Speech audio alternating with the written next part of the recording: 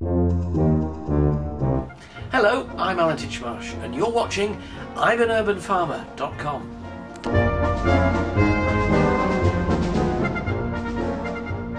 As star of BBC's Gardener's World and Groundforce, Alan Titchmarsh has built a reputation as one of the UK's leading experts in all things horticultural.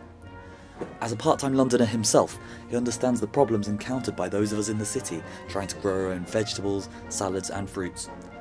We met Alan to find out his top tips for urban farmers. Tip number one is an obvious one, but it's one people often overlook. Only grow things you like eating.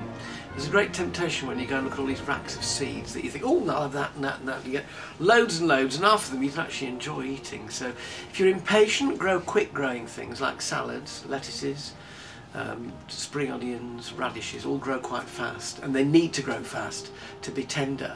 So those have been certainly my two starter tips, is to grow things fast, grow things rapidly, only grow what you like, and go up is another tip. You know, tomatoes grow tall, so do runner beans. In terms of square footage of ground occupied, runner beans and climbing French beans are the highest yielding crops because you've only got that much soil, but they climb upwards up a tripod of canes.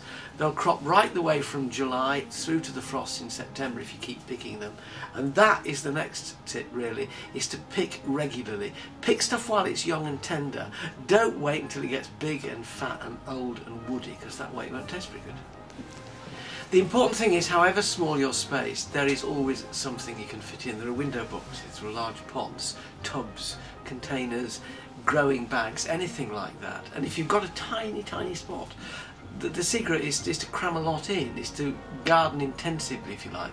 And in a grow bag you can fit a row of lettuces, you can grow 4 tomato plants. It's looking at the space you've got, trying to get as much light as you can, because plants don't grow, particularly veg, in shade very much. So what you really need to do is find a nice bright spot, shelter it a bit from the wind, and that way with good compost, good multi-purpose peat-free compost, you can grow all sorts, and you can keep cropping. When one crop's finished, work a bit of fertiliser in, a bit of blood bone and fish meal, work it in your fingers, plant something else, keep it going. And just remember, you're playing God, you're in charge of water as well as food.